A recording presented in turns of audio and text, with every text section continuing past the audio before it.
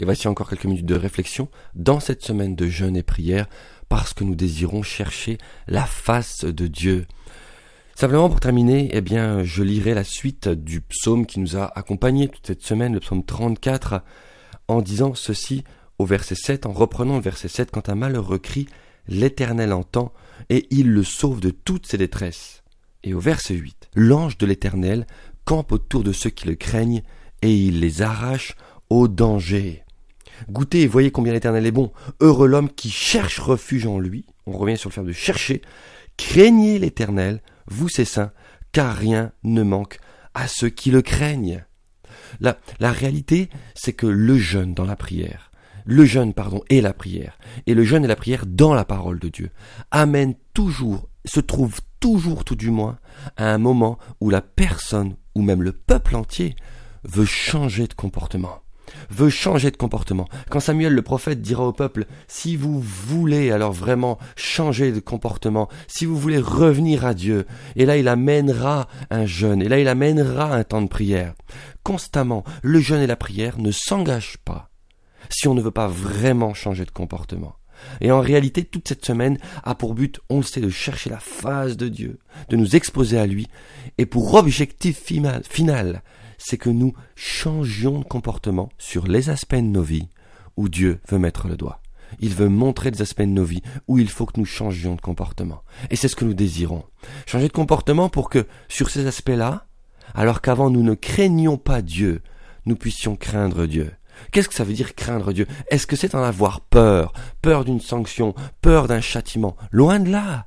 Craindre Dieu, c'est le respecter. Je dirais aujourd'hui en langage courant, c'est ne pas faire comme s'il n'était pas là. Ne pas considérer qu'il n'est pas là. Combien de sujets de nos vies, de dimensions de nos vies, de choix dans nos vies, nous les prenons comme si Dieu n'était pas là. Nous ne tenons pas compte de la vie de Dieu. Mais respecter Dieu, le craindre, en tenir compte. Parce que l'Éternel, quand nous le craignons, nous obéissons à ce qu'il veut. Nous le respectons. Et donc, il est comme un ange qui campe autour de nous. Pourquoi? Parce que nous marchons dans ses voies. Parce que nous marchons dans ces voies qui ne sont pas voies fermées, freins, exigus. Non, ce sont des voies de liberté, d'épanouissement dans la pleine vie à 100%. C'est la vraie vie. Et quand on se trouve dans ces voies, alors, il est comme un ange qui campe autour de nous. Mais la crainte n'est pas que cela. En Proverbe 1, verset 7, il est dit « La crainte de l'Éternel est le commencement de la science » ou d'autres versions diront de la connaissance. Proverbe 9, verset 10, « Le commencement de la sagesse, c'est la crainte de l'Éternel. Et la science des saints, c'est l'intelligence. » Job 28, verset 28, « Puis il dit à l'homme, voici la crainte du Seigneur, c'est la sagesse. S'éloigner du mal, c'est l'intelligence. » Psaume 111, verset 10, « La crainte de l'Éternel est le commencement de la sagesse.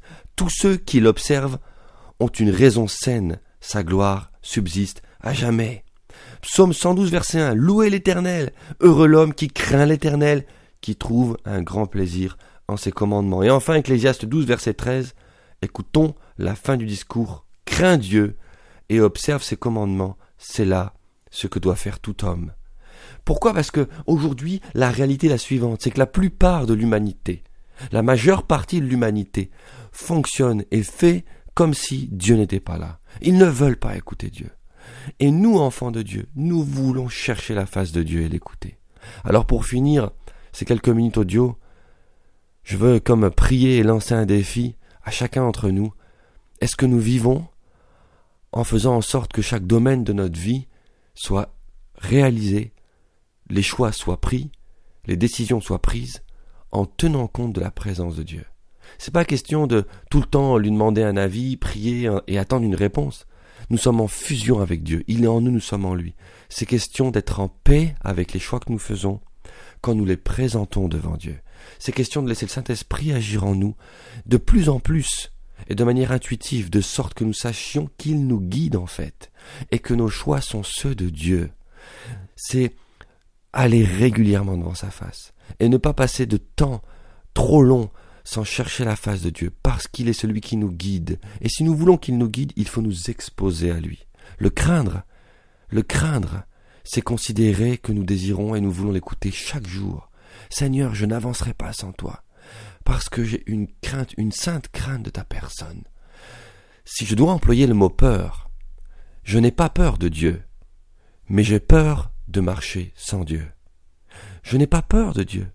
Je ne le crains pas dans le sens, je n'ai pas peur parce qu'il n'est pas un Dieu méchant, mais j'ai peur de marcher sans Dieu. Parce que marcher sans lui, c'est une folie. C'est une folie. Et combien d'hommes et de femmes marchent sans Dieu?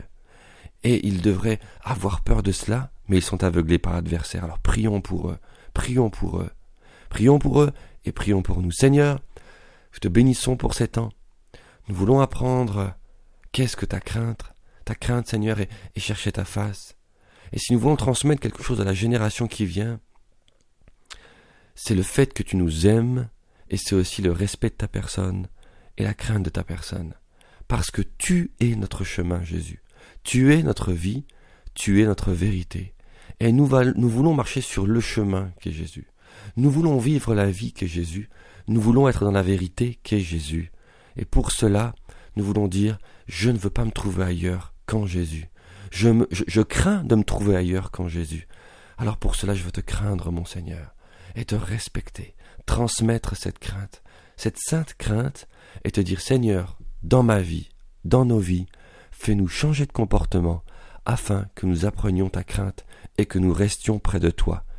Et quand je marche dans la vallée de l'ombre de la mort, alors je peux dire, je ne crains aucun mal, car tu es avec moi. Que Dieu vous bénisse.